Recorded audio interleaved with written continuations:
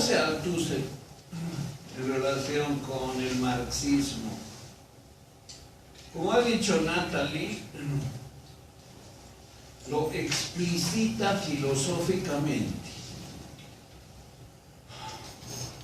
algo que Marx no hizo, ¿no? Engels trató de hacerlo, pero no de una forma plenamente satisfactoria. Para leer el Capital, dice, he leído esta obra, bueno, a veces habla en plural, ¿no? Porque tiene un grupo de colegas, personas con quienes reflexiona. La obra El Capital, los 3 tomos, no como historiador, no como economista, porque tiene sin duda valor histórico el Capital. Refiere muchos aspectos de la historia del capitalismo, particularmente en Inglaterra, en el siglo XIX y antes. No lee el Capital como economista, porque también hay sin duda teorías sumamente importantes desde el punto de vista económico. En el Capital, por ejemplo, la plusvalía, la teoría de la plusvalía, sino como filósofo. ¿Y qué significa leer los 3 tomos del Capital como filósofo? Descubrir la lógica del Capital, descubrir los conceptos fundamentales de la filosofía marxista. Y ahí es que Althusser puede, gracias a esta tarea, elaborar algunos conceptos. Un concepto al que no se ha referido, por ejemplo, Natalie, es el concepto de ruptura epistemológica, que no es propio de Althusser. Bachelard lo utiliza también, pero él dice que Marx, por ejemplo, habría protagonizado, habría desarrollado teóricamente una ruptura epistemológica. No sé si quieres decir algo al respecto. ¿Has conocido algo de este tema? He investigado, la verdad, muy poco, pero lo que he podido ver es que la ruptura epistemológica se da cuando Marx transforma su filosofía, o sea, la parte del manifiesto. Su filosofía es un poco más ligada al humanismo, por así decirlo, y posteriormente del Capital ya desarrolla lo que es la epistemología y la ciencia de la historia. Bueno, ese concepto lo aplica, por ejemplo, a la plusvalía, también a lo que tú dices, ¿no? Que es la diferencia entre el Marx joven y el Marx maduro. Los manuscritos de 1844, por ejemplo, este texto que por largo tiempo quedó inédito de Marx, corresponden, como dices, a una etapa más ideológica, más humanista y no propiamente madura. En cambio, el Capital muestra a Marx desvinculado del humanismo, es decir, esa actitud de pensar que pobres obreros, ¿no? Haremos alguna teoría que les ayude. Esa es la actitud humanista, casi paternalista de algunos sectores de la pequeña burguesía para apoyar el cambio social. Ese humanismo de decir hay explotación, hay desigualdad, busquemos cambiar. Pero ese es el Marx ideológico, ese es el Marx joven, ese es el Marx humanista. En cambio, el Marx científico, por decir así, es el Marx de El Capital. Esa es la obra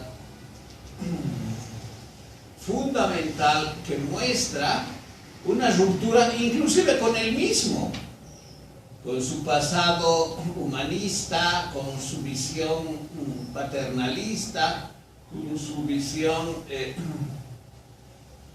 que no se basa en contenidos científicos. Entonces, el Marx del Capital es un Marx científico, en que ya no hay ese paternalismo, ese humanismo, esa solidaridad con los marginados o los explotados, sino hay el, diríamos, el diagnóstico preciso de qué es el capitalismo, al margen de cualquier consideración moral o solidaria. Y para señalar qué es el capitalismo, lo fundamental es el concepto de plusvalía, donde también se advierte otra ruptura epistemológica, la ruptura con la tradición clásica inglesa en economía, particularmente David y Ricardo, que no pudieron alcanzar, lograr, deducir, construir el concepto de plusvalía. Su visión de los hechos económicos estaba limitada epistemológicamente. ¿Qué quiere decir que estaba limitada epistemológicamente? Que no podían descubrir que el secreto del capitalismo es la producción y apropiación de la plusvalía. Producción de parte del obrero y apropiación de parte del burgués. Ese descubrimiento fundamental lo hizo Marx. Entonces, en comparación con la economía clásica inglesa, particularmente del siglo XIX, que desarrollaron los más importantes economistas ingleses, y como el pensamiento más avanzado de su época, como es la teoría de David Ricardo y Adam Smith, como ese desarrollo fue científico pero limitado, fue incapaz de descubrir el secreto del capitalismo. Para hacer eso había que romper epistemológicamente la limitación y descubrir, como lo hizo Marx, la plusvalía. Obviamente no voy a explicar aquí en qué consiste la plusvalía y sus formas, ¿no? Porque hay varias formas: absoluta, relativa. Pero lo importante es comprender el concepto de ruptura epistemológica. Entonces Marx ha podido romper consigo mismo y su visión humanista, romántica de la explotación y la solidaridad, como también ha podido romper con los economistas de la época clásica inglesa y descubrir lo que ellos no podían descubrir por sus limitaciones de comprensión y de visión de los fenómenos económicos en el capitalismo.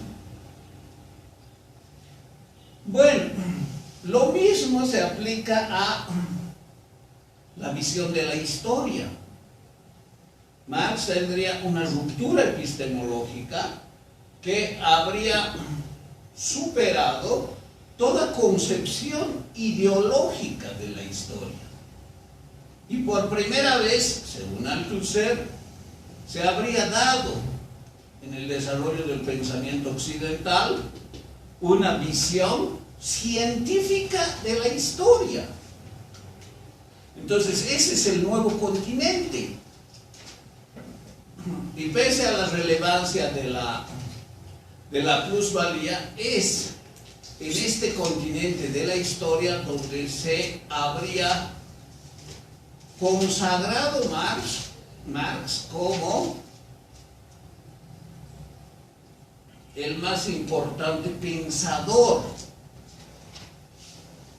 porque además habría descubierto algo relacionado con la sociedad, no con los números ni con la naturaleza, que es el continente de la matemática y es el continente de la física, sino con la historia. Aparte de que su ruptura epistemológica habría superado la visión ideológica de la historia, Marx habría descubierto un continente de conocimiento nuevo en el que los contenidos ya no serían ideológicos, sino serían científicos. Ese es el sentido que le da a la ciencia de la historia. ¿En qué consiste desarrollar conocimientos científicos de la historia? ¿En qué consiste? Consiste, por ejemplo, en comprender un periodo según contenidos científicos. Comprender el periodo o el modo de producción capitalista de forma más precisa gracias al concepto de plusvalía. Históricamente, David Ricardo, que era el economista más brillante en Inglaterra, llegó a establecer inclusive el concepto de fuerza de trabajo, pero no llegó al concepto de plusvalía. Entonces, para comprender ese periodo de la historia, cómo comprenderlo de manera científica, es necesario asumir los conceptos de Marx, por ejemplo, el más importante, que es el de la plusvalía. Solo así se entiende ese proceso como ese lapso, ese modo de producción, como un tiempo en el que prevalece la plusvalía, producida por los obreros, apropiada por los burgueses. Pero hay otras nociones, otras concepciones que diferencian la concepción ideológica de la concepción científica de la historia. Que, por ejemplo, estas tesis fundamentales del marxismo, ¿no? ¿Qué es lo que permite el desarrollo de la historia? En términos económicos, lo que permite el desarrollo de la historia es el conjunto de fuerzas productivas. Es decir, las capacidades humanas, sociales, de producir bienes para el consumo o para la producción. ¿Sí? Producir un martillo o producir un pan. El pan es un bien de consumo, un martillo es un bien de producción, sirve para hacer otros bienes, para producir otros bienes, que pueden ser otros bienes de producción u otros bienes de consumo. Entonces, el despliegue de la capacidad productiva de la sociedad es lo que se concreta en las fuerzas productivas. Y ese desarrollo, que implica también conocimiento tecnológico, da lugar al desarrollo económico de la sociedad. Y comprender eso es tener una visión científica de la historia. Comprender cómo, por ejemplo, en el esclavismo prevalecía el plusproducto. Comprender cómo en el comunismo primitivo no había apropiación de los medios de producción. Y comprender cómo el secreto del capitalismo es la plusvalía. Entonces, los contenidos del marxismo permiten tener la visión científica de la historia. Eso en cuanto a la economía. En cuanto a la política, ¿qué? La comprensión científica de la historia, según Marx, interpretado todo esto obviamente por Althusser, es que la política es resultado de la lucha de clases. y la violencia es el motor de la historia. Esa es una comprensión científica de la historia desde un punto de vista político. Entonces, no hay posibilidad de asumir de manera ideológica cuando se lo hace, es decir, solo siendo ideológicamente sesgado, se puede pensar, por ejemplo, que políticamente podemos llegar a un acuerdo y que todos ganemos. No, no es así. No hay posibilidad de que todas las clases ganen, por ejemplo en el capitalismo, que gane el campesinado, la burguesía, la pequeña burguesía, el proletariado. No, esa visión conciliadora, funcionalista, es errada, es equivocada, es falsa, es ideológica. ¿Qué es la ideología? Es la imagen distorsionada de la realidad, la imagen ficticia de la realidad. Es una construcción teórica que no corresponde con la realidad, que imagina la realidad. Y decir, por ejemplo, que todos podemos políticamente ponernos de acuerdo y vivir en una sociedad armónica de desarrollo indefinido es una ideología, por lo tanto una imagen falsa, no es la visión científica de la realidad. En este caso la realidad es la historia, y la visión científica desde el punto de vista político es considerar que la violencia es partera de la historia y en el núcleo de las relaciones entre las clases está la lucha de clases como motor de la historia. Esa es la visión científica, esa es la visión verdadera, esa es la visión no ideológica de la historia, y eso es lo que habría descubierto Marx. Ver la historia de manera científica, incluyendo la plusvalía, incluyendo la violencia, incluyendo la lucha de clases.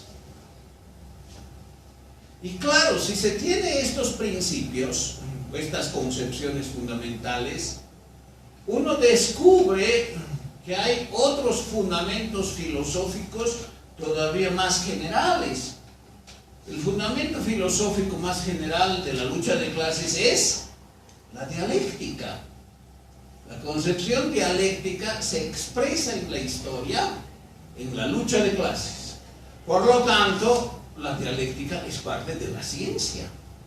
Y ver la historia de manera dialéctica como lucha de clases es seguir desarrollando una concepción científica. Por lo tanto, la dialéctica debe ser incorporada en toda comprensión científica de la historia. Porque esas visiones funcionalistas de que nos unimos todos, acordamos todos y ganamos todo, todos, son mentiras de la burguesía para evitar el enfrentamiento, para evitar la conciencia de clase, para evitar la revolución, para evitar la dictadura del proletariado, para evitar la construcción del socialismo y la destrucción del capitalismo. Todo esto está implícito en la ciencia de la historia. Bueno, ¿cómo logra eso Marx? Y este otro concepto que desarrolla Althusser es también muy interesante. Tú has leído lectura sintomática, se llama. ¿En qué consiste?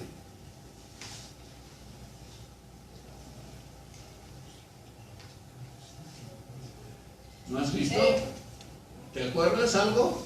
Lo que mencionaba Althusser era la lectura, y creo que tiene relación con la lectura sintomática, es una lectura donde puedas encontrar lo que no está en la obra, en el texto. Sí, está muy bien. Volvemos a David Ricardo. David Ricardo desarrolló, por ejemplo, el concepto de fuerza de trabajo, pero no pudo alcanzar, por ejemplo, el concepto de propiedad privada de los medios de producción, y de ahí el concepto de plusvalía, tampoco el de tiempo de trabajo socialmente necesario, que son conceptos relacionados con la plusvalía que solo Marx pudo construir. ¿Y cómo construyó eso? Por lectura sintomática. Y esto es muy importante porque para Althusser el desarrollo de la ciencia siempre va a ser por lectura sintomática. O sea, nadie va a comenzar desde cero. El mismo Marx comenzó a desarrollar sus conceptos con la ruptura epistemológica que hemos señalado, a descubrir el continente de la historia como un continente de conocimiento científico nuevo, gracias a la lectura sintomática. ¿Y eso qué significa? Por ejemplo, estudiar a fondo a Hegel, pero darse cuenta que está errado, porque tiene una concepción ontológica idealista, es decir, su concepción de la realidad y también de la historia es idealista. Entonces, por muchos logros teóricos que haya alcanzado Hegel desarrollando la dialéctica de manera ontológica, por ejemplo, lo que para Althusser está muy bien, es correcto, se equivocó en algo de principio. ¿Y cuál es ese error? Pensar que el desenvolvimiento dialéctico es de la idea, no de la materia. Entonces, cambiando la idea por la materia, el desenvolvimiento dialéctico de la materia permite tener una comprensión también científica, no solamente de la historia, sino de la naturaleza y del conocimiento en general sobre objetos como los números. Entonces, la lectura sintomática, como ha dicho Natalie muy bien, es la comprensión de una parte de la realidad a partir de las ausencias que otras teorías tienen de esa parte de la realidad. Lo que otras teorías no explican, lo que a otras teorías les falta, lo que otras teorías callan, lo que otras teorías no pueden ver. Es como leer a un autor y descubrir una sintomatología teórica que consiste en señalar, hay estos logros en tal autor, pero esto no hay. Y así David Ricardo, pese a haber descubierto el concepto de fuerza de trabajo, no pudo desarrollar algo más. No pudo descubrir los otros conceptos como el tiempo de trabajo socialmente necesario, que es fundamental para el concepto de plusvalía. Y lo mismo sobre la historia. Hay que conocer todas las visiones que existen sobre la historia para descubrir la gran revolución epistemológica, la ruptura epistemológica que protagonizó, que dio lugar Marx con sus ideas. Él habla de la revolución teórica de Marx, ¿no? Por eso, para comprender que desde él la historia no volvería a ser ideología. Claro que iba a haber más visiones ideológicas de la historia, pero la visión científica las iba a desenmascarar desde Marx. Iba a decir, esto es falso, esto es una visión ficticia, esto es ideología de la historia. ¿Cuál es la verdad sobre la historia? Obviamente el materialismo histórico de Marx. Y lo propio sobre cualquier otro conocimiento. La lectura sintomática, Marx la aplica a la economía, descubriendo particularmente en Ricardo, pero no es solo Ricardo, sino es toda la elaboración teórico-económica de los economistas en la cultura occidental. Los tomos cuarto y quinto del Capital, llamados también la historia crítica de la plusvalía, o los Grundrisse también se llaman así, establecen cómo los autores, desde los primeros en el desarrollo de la modernidad, desde los fisiócratas, particularmente en Inglaterra, que es el primer movimiento teórico económico, hasta la teoría clásica económica, que es Smith y Ricardo, habrían hecho descubrimientos que permitieron que Marx descubriera la plusvalía. Es decir, el mismo Marx señala la deuda teórica con los autores que le habrían permitido desarrollar la lectura sintomática. De manera que él sea muy consciente de la deuda que tiene, no solo con Ricardo, sino con Smith y con las corrientes desde la fisiocracia o los fisiócratas, que es una corriente. También está antes inclusive el mercantilismo. Hay una sucesión de corrientes economicistas que desde el mercantilismo y la fisiocracia han dado lugar al desarrollo de los conceptos económicos fundamentales en la teoría económica, que sigue siendo limitada hasta que Marx da, por la lectura sintomática, la ruptura epistemológica necesaria para descubrir la verdad de la economía con el secreto del capitalismo y la plusvalía como concepto fundamental. Y lo mismo en la historia, y lo mismo en la política, y lo mismo en la filosofía. La filosofía de Feuerbach es magnífica, es materialista, no parece Dios por ningún lado, pese a que tiene un libro que titula La esencia del cristianismo. Pese a que hay eso, piensa Althusser que Feuerbach ha establecido grandes logros teóricos para la verdad,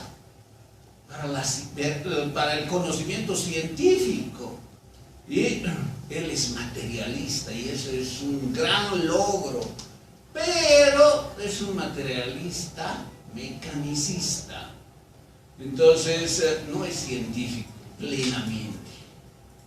Como Hegel, es dialéctico.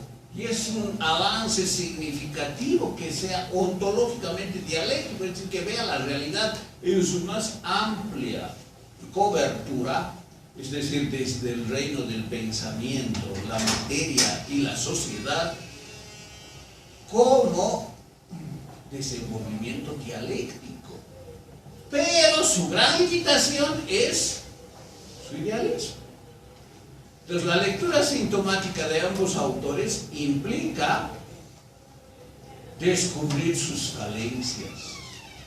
A Feuerbach le faltó la dialéctica y a Hegel le faltó el materialismo.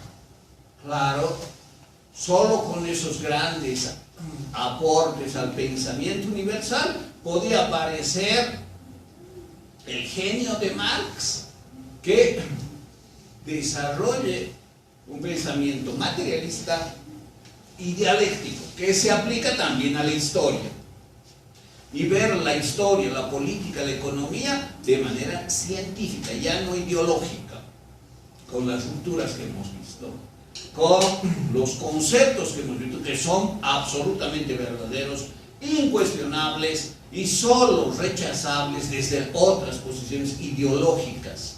Aquí no se admite discusión. Esta es la verdad sobre la economía, la historia, la política, la sociología, la antropología, etc.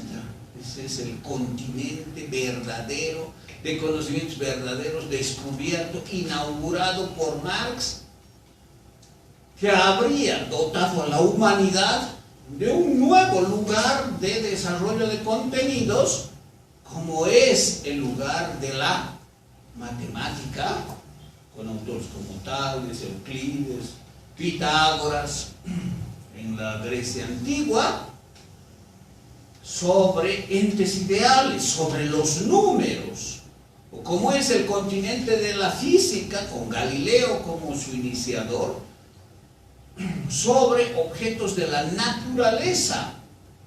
Para hablar de los objetos de la sociedad, es Marx el referente para concebir esos conocimientos como científicos.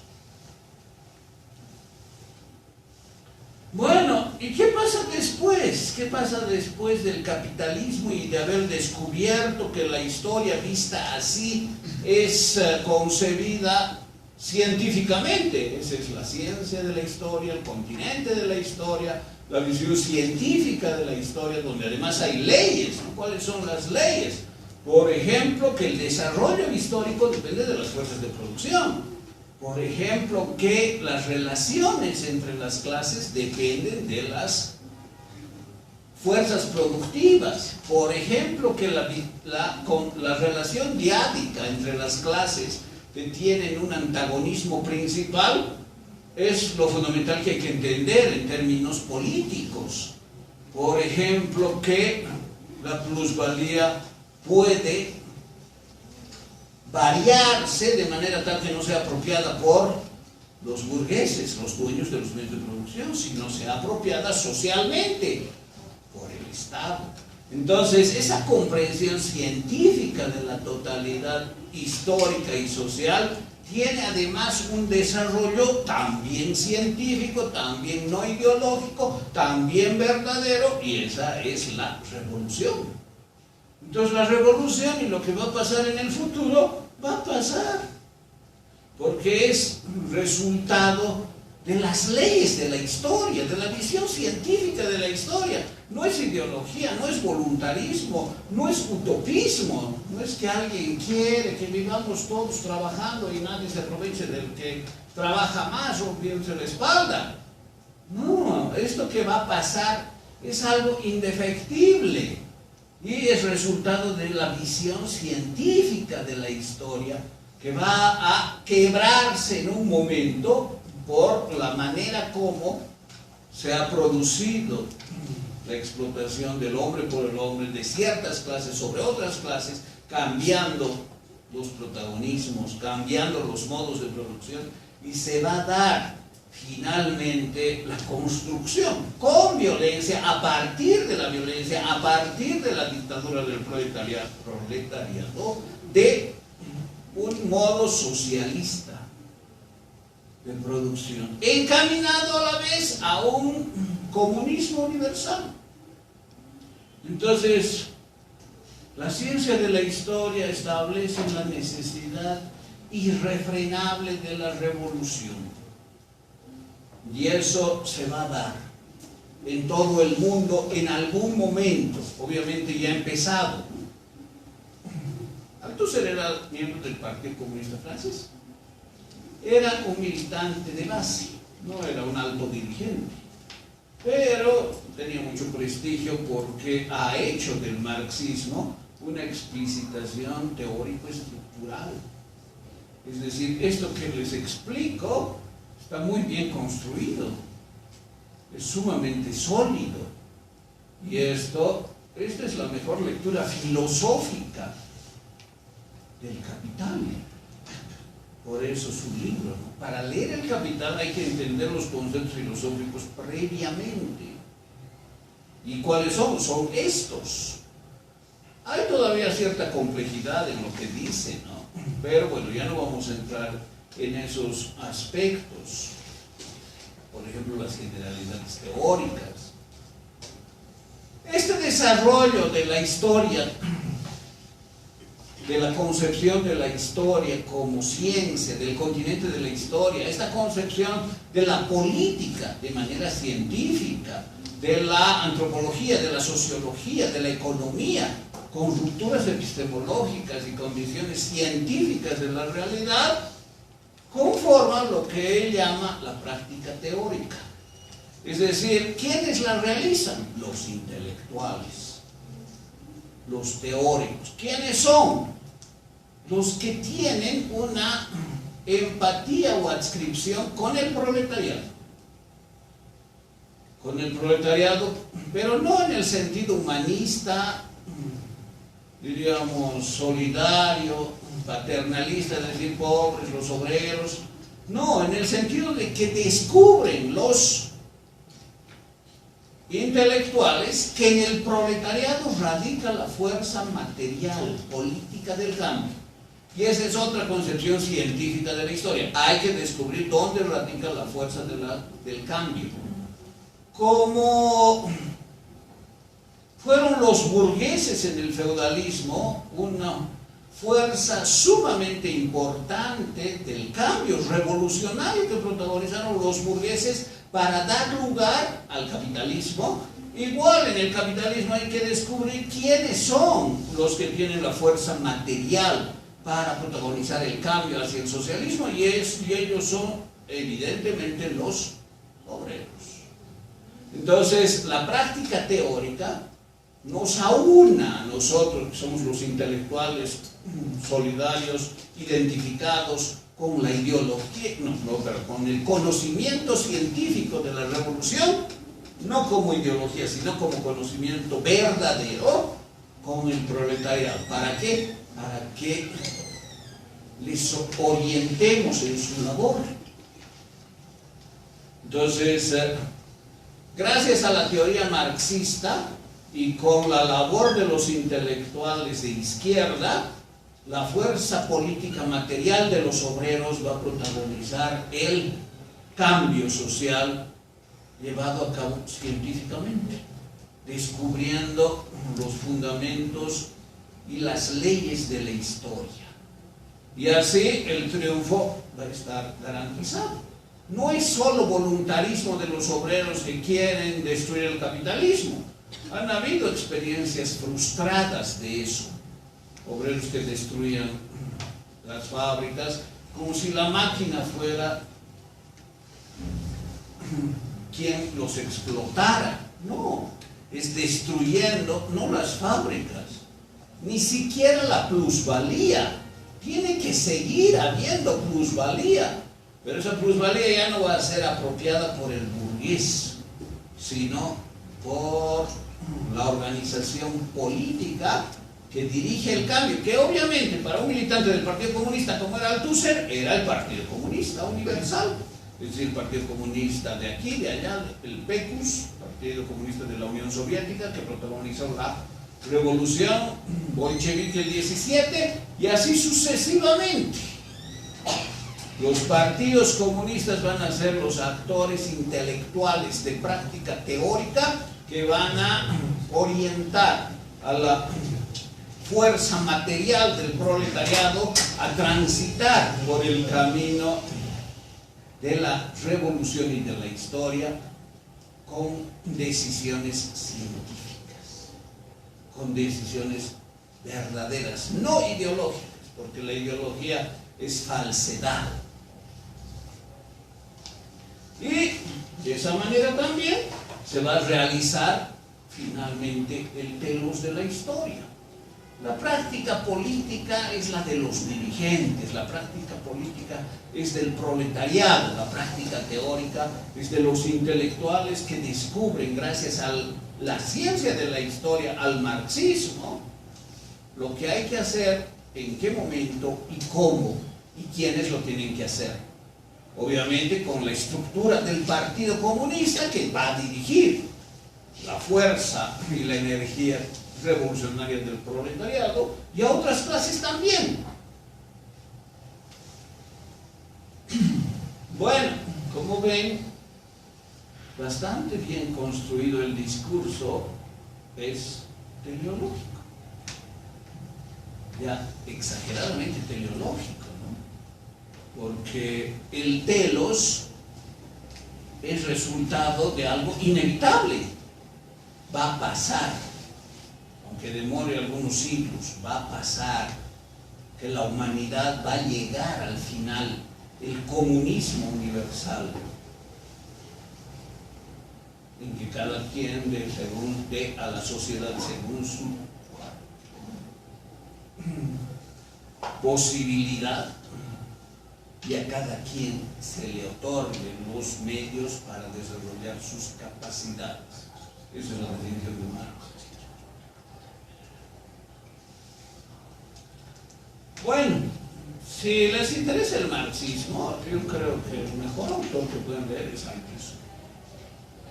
Como filósofos, digo, ¿no? Y particularmente este autor, este libro que es para leer el Capital.